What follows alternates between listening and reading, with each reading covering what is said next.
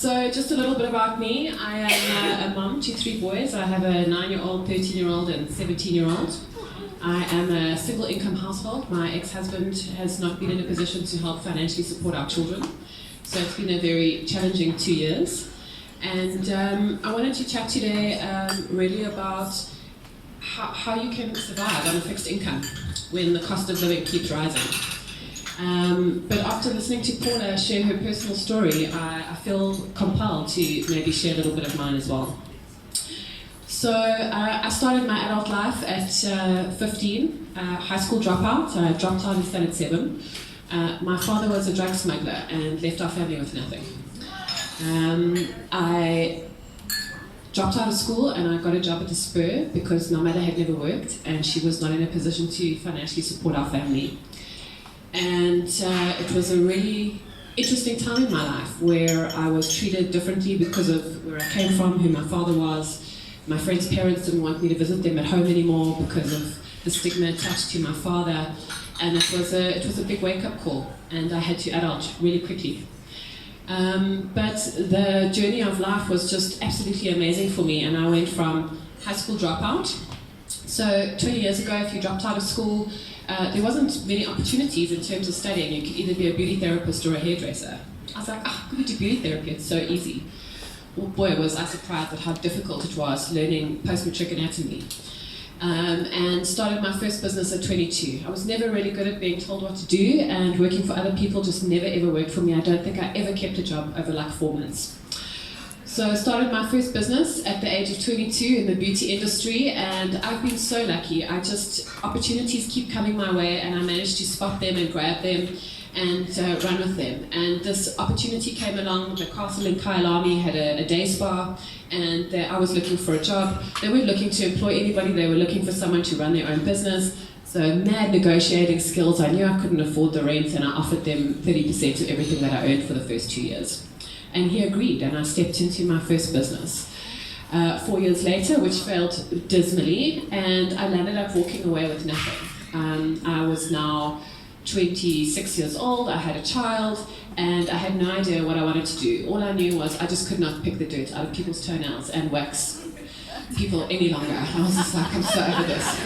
Working Saturdays, Christmas Eve, being propositioned by men for favours on the side, I was like, this is not my job. It's definitely not my job. Anyway, I'm really glad that I did that because I can do my own facials and my own waxing. So I met this amazing woman, and her name was Philippa, and she said to me, you know what, I think you'd be really good in sales. And she offered me a job, and I took it, and I, in 9 months, was running her whole sales division. I had made R1 million in sales for her in my first 9 months, and I was a natural-born salesperson. This kind of got me into the environment of media and advertising, and I spent 10 years doing sales and really kind of entrenching myself into the industry. And through all of this, I got divorced, got myself into a lot of debt, and 10 years ago, I decided to take my ex-husband back, and we decided we were going to try and make it work. So I had just recently launched my first advertising agency, and he did not get paid for 3 months, and we were 2 months away from bankruptcy. So we started our life together again 10 years ago. I have divorced him again, just by the way. We started our life 10 years ago, pregnant with my 3rd child, no medical aid. 2 kids had been suspended from school because we hadn't paid the school fees. His house was taken away, his car was taken away. We went to go and sit and see our financial advisor, and he said to us, you guys have no savings, you have no investments. And we literally started our life again with the 17 rand we had in the bank account. And I sat there at that moment thinking, what were we going to do? I couldn't get a job, I was pregnant, we had all of this debt, he had to sequestrate, and I had to pay off 400,000 rand debt. Anyway, through this process, I started to financially educate myself, and I read that book, Rich Dad, Poor Dad. And if you haven't read it, and money is something that you aspire to, or something that you want to have, or it's one of your fears, read that book, because it absolutely changed the way that I thought and I felt about money. And within 4 years, I completely turned our lives around, and we were making 6 million rand a year. And it was through this process that I started to look back and ask myself, what happened? At what point did I manage to get myself into all of this shit? You know, when I got my first bank account, we still had checkbooks. Like, I was writing checks I knew I couldn't cash because I had no idea what a credit score was. I'd never heard of a credit score before, and I had no idea what I was getting myself into, and I was blacklisted for 12 years. Couldn't buy a house, I couldn't buy a car, I didn't qualify for credit. And the one day the bank did phone me and offered me a credit card. I was like, yes, free money! Took myself shopping and ran up 5,000 Rand on my credit card in a day. And I actually didn't have the funds to pay that loan back. And it was one bad mistake after another. So it was taking the credit card, then taking out a loan to pay the credit card, and then bouncing this check. And eventually I was 30 years old and I was in 400,000 Rand debt. So looking back, I started to see all of the mistakes, and I realized that there was purely a lack of education, and the reason I kept making these mistakes was because I was not educated.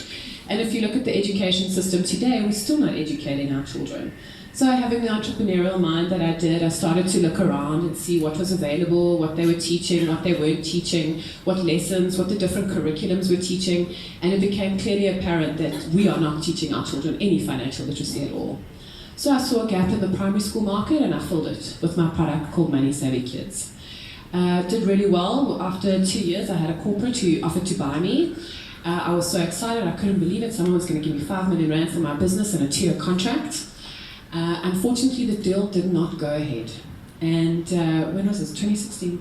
2016, my life came crashing down. I felt like the biggest failure on the planet.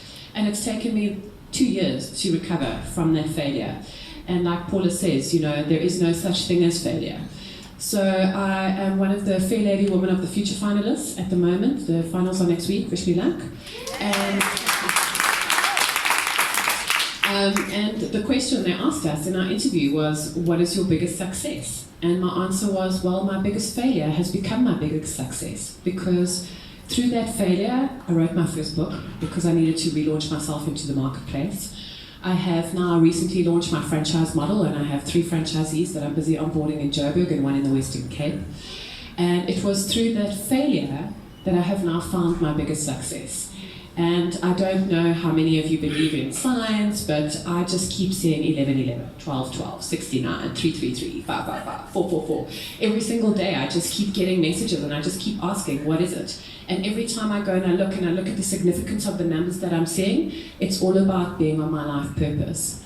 So I had to fail. I had to lose everything. My family, I walked away from my husband, I walked away from my business, I closed my advertising agency, and through all of that, I've come out of the other side with amazing support, like people like Paula, because I have also picked my tribe very wisely, and have come out the other side as last year winning Margaret Hirsch Woman of the Year, this year Fair Lady Future finalist, and I have now launched my franchise model, and I'm now seriously on the road to success.